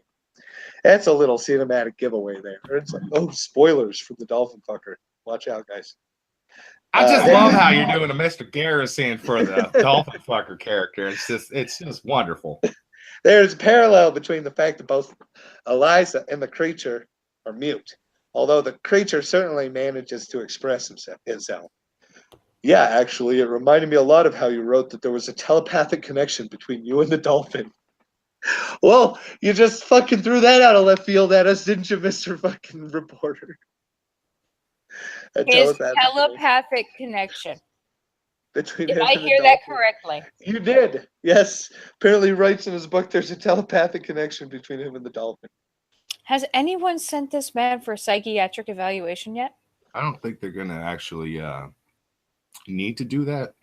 Because as soon as he says, well, I have a psychic connection to this dolphin. All right, lock him up. The thing about that is, if you're a rational or more or less rational human being, and you start thinking you have a telepathic communication of any kind, you doubt your sanity. I think the only thing that was in any doubt was whether the creature could actually communicate or not.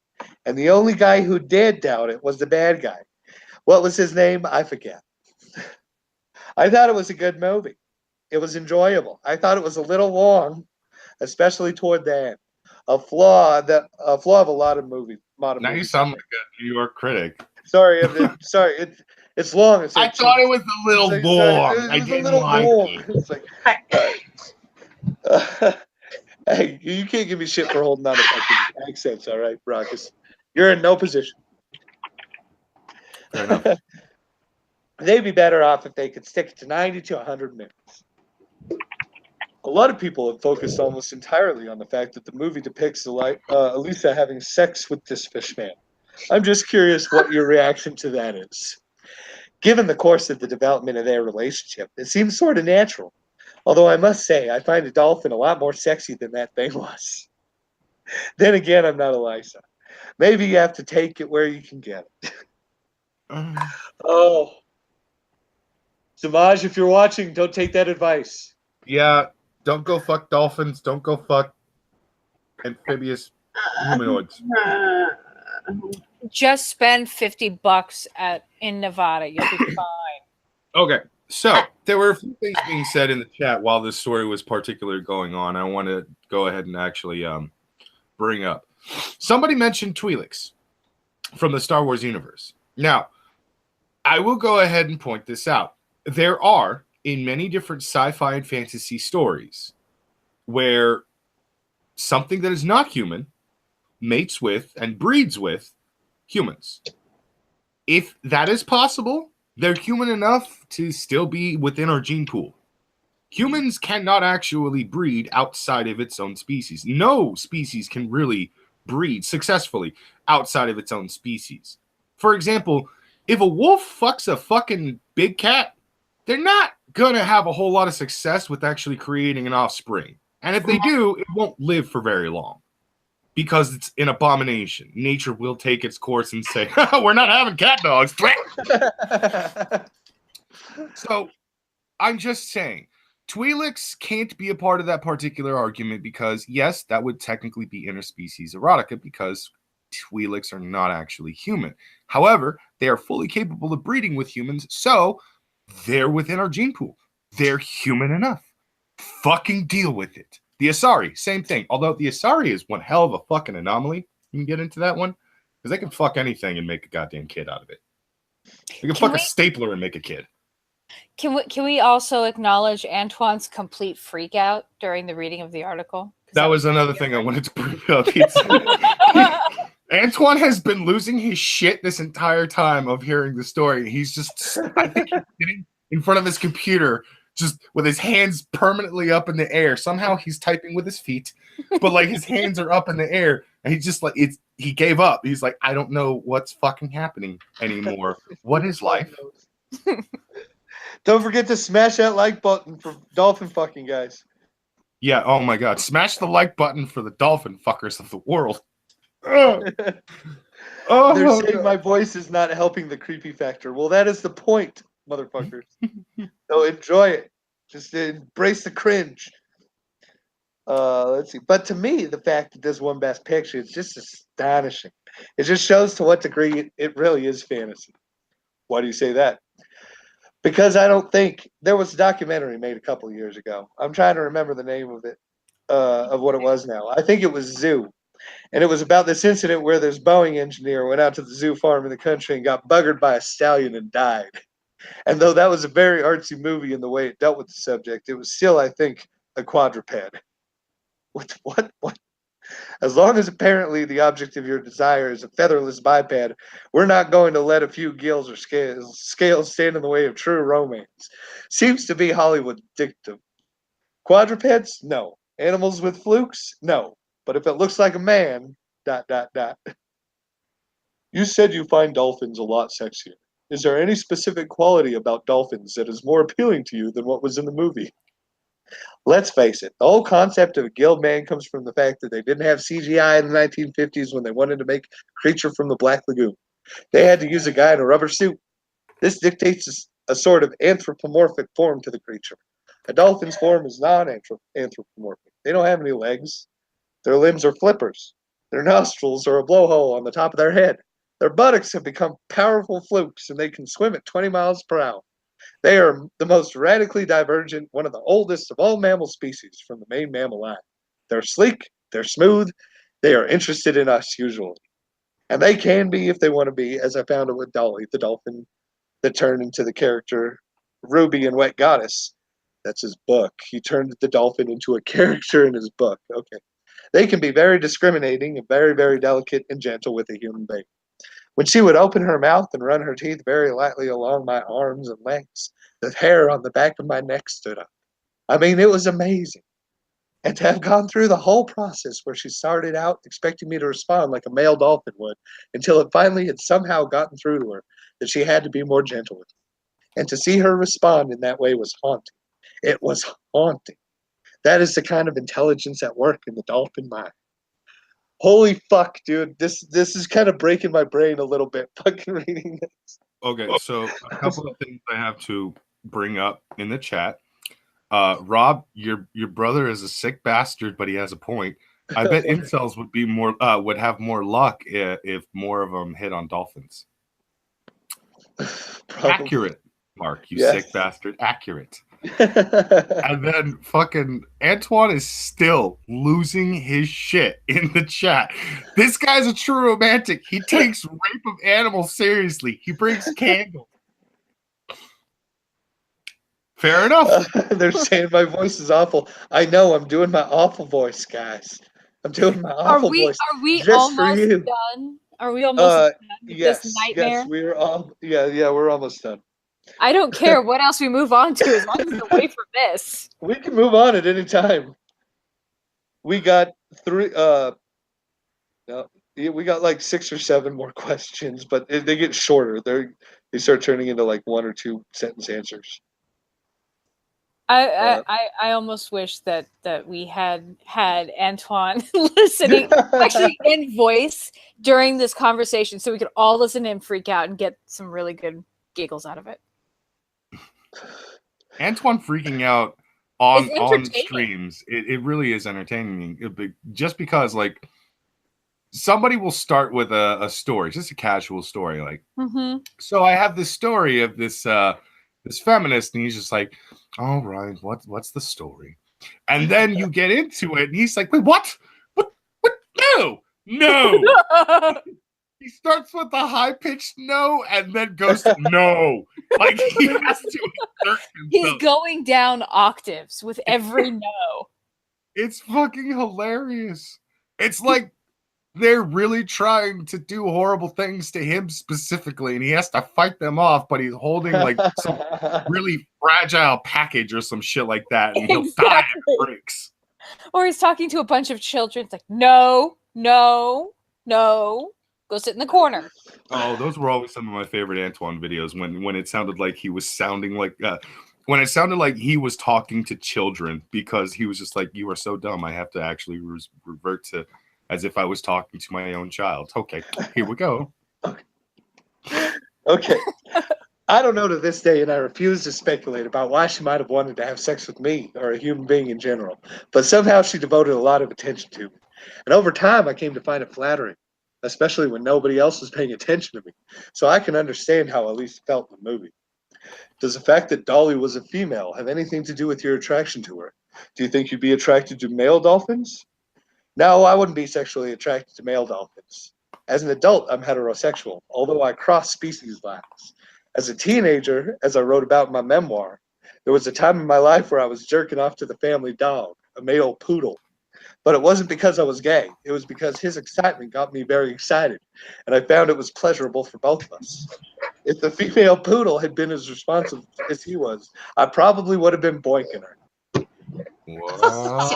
Seriously, I walk away, take care of a child, and I still come back to this? It's fucking out of control. What the fuck? It's not going. Why? How long is this article? It's another few questions. I wanted to get to at least there because holy fuck, that was some fucked up shit. But we can move on now. Yo, no, we can move on. I didn't think it could get worse. I was wrong. We've all received an Let me do a quick scan and see if there's anything else worth. Let's talk about Happytime murders, please. People are begging for this to end. Okay, then end it. Then murders. End it. Let's go to talk about murders. Happytime murder time. Please. Let's hold this article under the water until it stops swimming. Yes.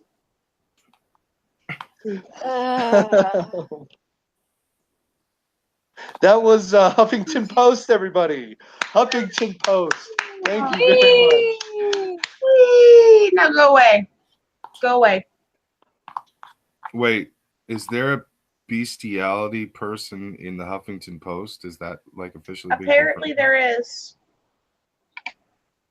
Wow. That's fucked up. Okay. Who has the Happytime murders story? Well, I found it and posted it, but it can be read by anyone. So, anyone want to take it? I vote you. Okay. Looks like I'm taking it. Oh no, Opal's crying. Poor thing. Okay. Now, I actually saw the trailer for this movie. Mm-hmm. It's pretty fucking funny looking. fucking Gem in the chat, just hitting us with the dolphin banging emojis. Somebody kick him out. No. Don't kick Gem Max out. Gem Max he's making me. You know what though, Rob? You gotta forward that article, that dolphin fucker article. I told you you're gonna to who? To AP. Send that shit to AP and Gasly. I'm pretty sure the next Fright Power Hour is gonna feature that story. I will tweet that out to them. Yes. All right. The Happytime murders. Melissa McCarthy embarks on not safe for work Muppet murder mystery in first trailer. Drop everything you're doing right now. Don't care what it is because nothing is more important than this absolutely insane trailer for the Happytime murders. Melissa McCarthy plays a Los Angeles cop in this neo-noir that is set in a world where, wait for it, puppets exist alongside human beings. It's got all the creative genius of Who Framed Roger Rabbit and all the adult-oriented crassness of Team America, World Police, and Avenue Q. Oh, and the tagline is also pure genius. No sesame, all street. You know what? I do remember seeing, who was it? Somebody was losing their shit, screaming, "What did I just fucking watch?" And I watched it. Fuck, this trailer made me laugh. Not even gonna hide that. Yeah. Oh, so you mean Melissa McCarthy's actually funny? In the trailer, yes. For Christ's sakes, I actually was laughing at a few lines she said. I'm like, huh, interesting. Not only that, but the movie is directed by Jim Henson's son, Brian Henson, who made such Muppet classics as The Muppet Christmas Carol and Muppet Treasure Island. So this is basically an R-rated Muppets film developed with the oversight of the Muppets creators' own flesh and blood. And in true Muppets fashion, the Happytime Murders is stuffed, much like the puppets, with big-name celebrities like Maya Rudolph, Joel McHale, Elizabeth Banks, and Leslie David Baker. Are these puppets or are these actual Muppets? Are these like both Kermit and Fozzie and fucking? No. It's not the Muppets, but they are basically made from Jim Henson's factory, whatever the hell, warehouse. Well, that's cool. I was just wondering if they were making like an R-rated fucking Kermit and Piggy, like bow chicka bow wow. Okay, no. They're in the trailer. Spoiler alert: there are Muppet hookers. Yeah. And oh my God, one of them says the line, "You want to get some rotten cotton?" Yeah. I lost my shit with that line, and it was because they were hitting on what's Melissa her fucking McCarthy. name? Melissa McCarthy. And Melissa looks up and she says, "I'm a woman," and the two Muppet hookers are just staring down. Well, that's all right. Yeah, that actually makes it better. Like what? And there's a Muppet sex scene. You gotta get like that, Brock. You fucking almost killed me, bro. What the fuck, man?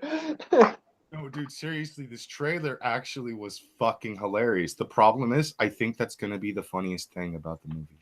That is gonna be the really sad part, is if it is the funniest part of it. However, the article goes on to say that by all regular rules of the universe, this movie should not exist. But it does, and it could be one of the best comedic gems of the summer. With Jim Henson's son in charge, the puppet sex, drug abuse, which they snort with Twizzlers, and murder will make us remember the childlike spirit that Jim infused into his work while providing pure R-rated entertainment for grown-ups. And based on the trailer, this one's going to be a hard R, so don't be fooled by the colorful looking characters. We'll find out on August 17th. Okay, Yeah. so because Melissa McCarthy isn't really behind this, she's just acting, it could be good. Maybe. That's actually true. I'm not going to look. A lot of people like to give Melissa McCarthy a lot of shit. Here's the thing. If she's the one directing it, and if she's the one writing it, then most likely it's not going to be a good movie. But if anyone saw Bridesmaids, her character was fucking hilarious. I loved her in The Heat with Sandra Bullock. Sometimes Melissa McCarthy is actually a decent, funny character. Yeah, keep her the fuck away from the writing room or directing.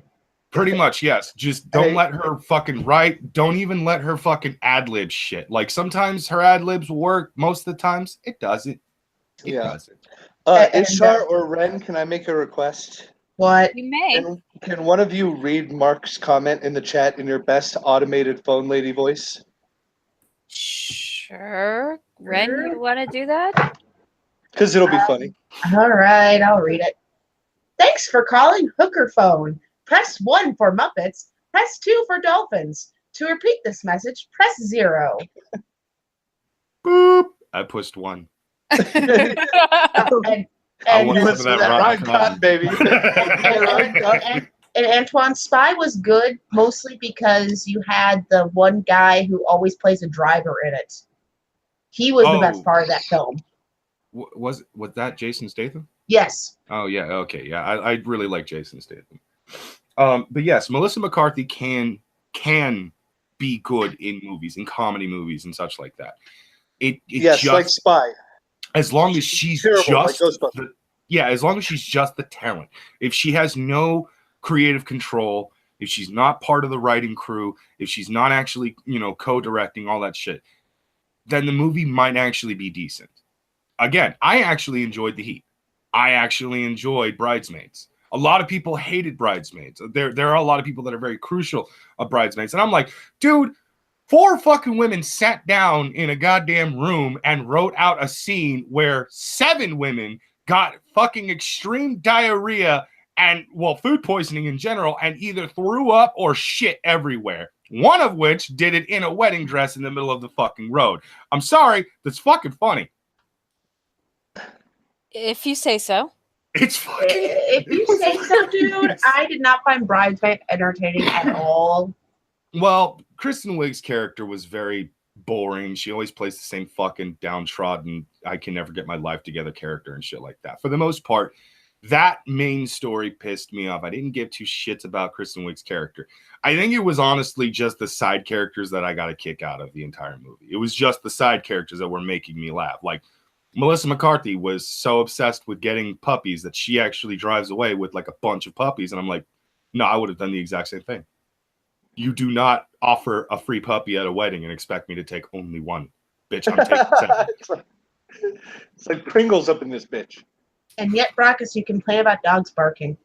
I complain about dogs barking because my neighbor's dogs are outside dogs, and outside dogs tend to suck. Also, these are dogs that are typically, as I can tell, neglected most of the time. Like, my dogs are almost never barking because they're inside. The only time they bark is if somebody's at the fucking door, or if my dad came home, specifically if one of the family members have just pulled up. Then they get excited. But they don't always bark. Oh, and Chad's bringing up a good point. Annie, they are right. To call Bridesmaids garbage is an insult to garbage. Antoine's thing was better. Wait, what did he say? Hot, nasty, horrid, lint. Some are garbage. Some are garbage. Antoine may have an opinion. Just thinking. That's fine. That's better. There are going to be movies out there that I enjoy that other people don't. I'm one of those people that actually said, yeah, I enjoyed Bridesmaids. Is it a masterpiece? No. Was it a good movie? Honestly, if you didn't make me care about your fucking main character, don't. It was a bad movie. Your main character is supposed to be the character I'm supposed to care about. Even if you're supposed to follow an unpleasant character, you're supposed to actually care what happens to the character in the movie. That didn't happen with fucking Kristen Wiig's character. I didn't give a shit what happened to her at the end of the movie. And even then, at the end of the movie, she doesn't really learn anything. It's just coincidence after coincidence fucking falls in her fucking lap and shit. That's it. That's all it was. Again, the side characters is what I actually pay more attention to. Do I like bad movies? Yes. I've openly said I like Warcraft. It's a bad movie. That's all I got. I didn't hate that movie. Rob, you may be the good twin now. Mark has just said in chat, at least we can all agree that the new Ghostbusters was fantastic. I think he's being sarcastic. Yeah. Boot him, just to be on the safe side. Boot him. You can't. He's wrenched. Okay, but can we at least make a vote? Can we at least make a vote now that maybe Rob's the good twin now? Yeah, I'm gonna Okay, go ahead and say Rob's the good twin because he won't even make bad jokes like that. For this week, Rob can be the good twin. Yeah, At this least week for he's this good. week. Mark, Yeah. you done fucked up, bro. Yeah, Good yeah. job. We know you were being sarcastic, but we still want to punish you for it. Nah, Mark's fucking awesome. Everyone You wants to have pit say us that against he's each the other. twin. No, everyone wants to pit us against each other. But I you only can't want to be- pit you guys against each other so I can make one of you dress up like Indigo Montoya and the other one dress up like the Dread Pirate Roberts and have the epic. I just want it to happen, and I don't care what whoever has the long hair. You're Indigo. Simple as Mark's got the goatee, so he can be Indigo. that. Oh, fair enough. And I'll be the Dread Pirate Roberts. yes, That'll and work. then reenact that entire fucking fencing scene. God damn it! Can we all agree, Princess Bride is one of the greatest movies ever Yes. made? It's fucking fantastic. Have you guys ever read the book? No, but I The love the book. backstory. The book is pure Yeah, I've read. satire.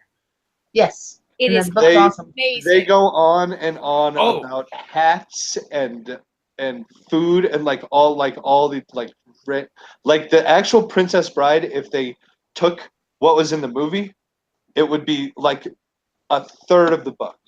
Yeah. Well, the rest of that. the book is just mocking the shit out of everything. It was beautiful. The funny thing about the Princess Bride the movie is it is a parody of a parody of a parody. Mhm. Yeah. Oh yeah.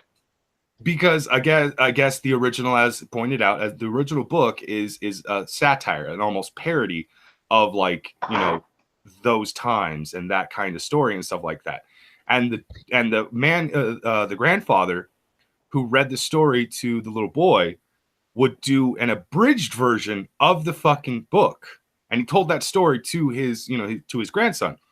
The grandson who would later make the fucking movie did a goddamn abridged of the abridged his grandfather used to tell him. Yep. And no, Death, we can't because Ren would win.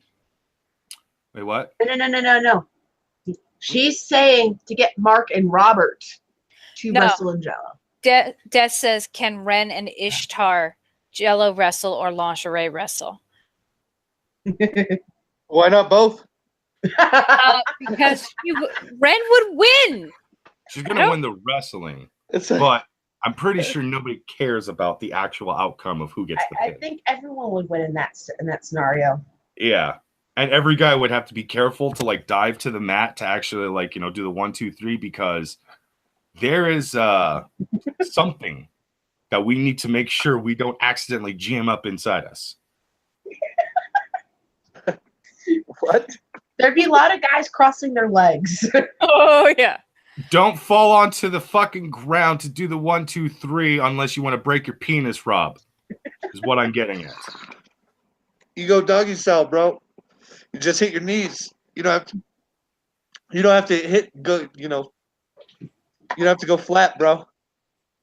Or as long as you're careful and you fucking adjust your junk before you hit that mat. So it may be like just do a 2 count because the 1 count is adjustment. Look, I'm and just then 2 saying. count is the first count on the mat.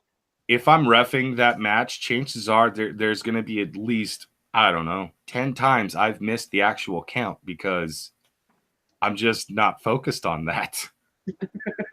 I'm focused on the fact that, Ishtar managed to get Ren into a headlock and kind of has Ren on her back and everything, but Ren's left titty popped out and Ishtar's fucking lingerie is going up her ass crack. Are you already playing this out in your head? Mark in the chat He's playing this out. Mark in the chat says it's going to be him and Ren versus me and Ishtar. Challenge accepted. Ishtar, you can take Mark. No, wait. And we're guaranteed to win. We're fucking guaranteed to win. I just thought of something. It's okay. You guys actually have to have a fucking lingerie wrestling match, but here's the best part. Ren and Ishtar are in like classic wrestling gear and shit. And me and Mark. But you and Mark are in lacy fucking lady thongs. Yes. Okay, all right. That would be hilarious. I would totally fucking pay money to see that shit. I would go broke to see that show every fucking day. I'm in. As long as the money goes to a good charity, not. Don't give our producer ideas. He might actually try to arrange it. There is a try to arrange it. Like he's sitting there writing that shit down right now. Like I have an idea. It just came to me out of nowhere. The money will go to the Get Samaj Laid charity. No. Mark sings dibs on zebra print. Well, it looks like You can have it, Mark. Spots, Dude, bro. don't you know you don't put horizontal stripes, bro? Fucking, that's a big no-no, always. Well, it does make things look bigger, so that might be a good thing. Oh fucking Christ! Oh my- There's a whole lot of wrong happening, and everybody loves it. I swear. Oh, Death is saying I will give my $11. I'm guessing though that's $11. They were gonna use to go and get like a few things of ramen at home and for their home and shit. But like they're like, no. If I'm seeing Rob and Mark on a fucking mixed wrestling match wearing Tag team. leopard and zebra print thongs fighting each other, and that tag team, like, no, you're getting this $11, man. I don't need to eat this week. Okay, You know can what? have my food budget. Yes, sir. I will. This will sustain me. This will sustain me in goodness until next week. I am a fat man. I can survive for a while without food. I don't need it, sir. You take this money. Oh, okay. Hey, priorities, you know? True. Everybody has priorities. Sometimes we want to eat. Sometimes we want to see grown men wrestle each other in the gayest way imaginable. Yeah, Mark says zebras have vertical stripes. That's right. Why didn't none of you fucking retards catch that? They don't. It's not always vertical stripes. Some zebra print has vertical, horizontal. Yeah. It doesn't matter, bro. Yeah, dude. Have you seen some women's dresses when they do zebra striping? They sometimes do vertical or horizontal or both or a mixture. All right. Well, then it turns out Mark's a retard. You all are cleared. I apologize. And so you should. So there you go, Mark. You've never had to walk past the Midwest mom section before. Midwest moms are obsessed with fucking animal print for no apparent reason. No, you know what's weird is that you say it's the Midwest mom section. We got that here in SoCal. There have been plenty of stores I have walked into just to get through the fucking store, like it's, you know, in a mall or something like that. I need to go take a piss, whatever the case is. And I will walk by the clothing section for women, and I will realize that there's an entire section where there only one specific demographic is going to shop there. And all I keep thinking is those ladies must have penises, because I don't think anyone's going to be that big and wear that kind of fucking leopard print dress. Brockus, it is okay to admit that you were not going through as a shortcut or to use the bathroom, but because you were shopping for your own leopard print. It's fine, honey. Oh, no, actually, on occasion, I have been known to do that. I'm not even going to hide that fact. I have actually gone into some stores from time to time and specifically looked for something I could put on just because either A, I want to feel pretty. I'm not going to lie about that. Hey, you deserve to feel pretty. Or Everyone B, deserves to feel pretty. Yes. B, I have an obsession with cross-dressing with a beard and making everyone laugh. I did that a couple of years ago at a Ren fair. I want to do it again. You should do it again, but this time you should put glitter in your beard. No, I didn't put glitter in my beard, and I'm not going to put glitter in my beard, but I did put flowers in my beard. Ooh, Glitter. pretty. Or at least for Christmas, put Christmas ornaments in your beard. Oh, yeah, that would be good for Christmas. Maybe. But anyways, we're going to go ahead and wrap this up. We don't need to go into more fucking embarrassing details of Brockus and what he does on his free time and shit like that. Tonight we had a lot of stuff. We had some interesting science stuff that got fucking derailed because the guy's name is Spong. And we are all secretly high schoolers. Secretly my ass. This was very fucking obviously open. We had artillery bullets that were still fucking live. being put in the back of a dump truck in Canada. Almost. No. It was by the garbage. Oh, that's right. They lucked out that someone realized what the fuck it was. Yep. Fair enough. Corrected.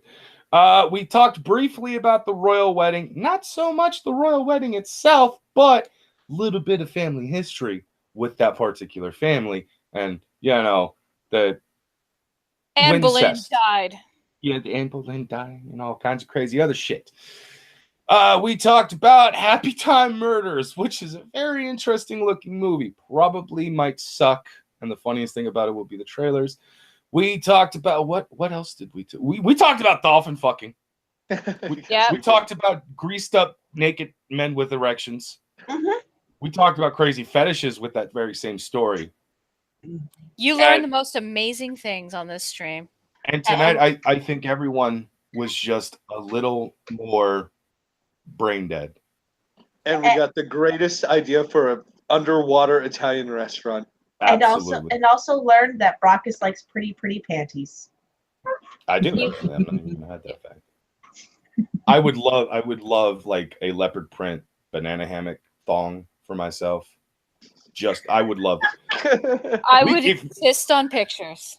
I would take those pictures. It's on his Amazon wish list, chat. You don't understand. I will gay up a photo shoot if I could get like banana hammock fucking thongs, like at least 5 different pairs just for me.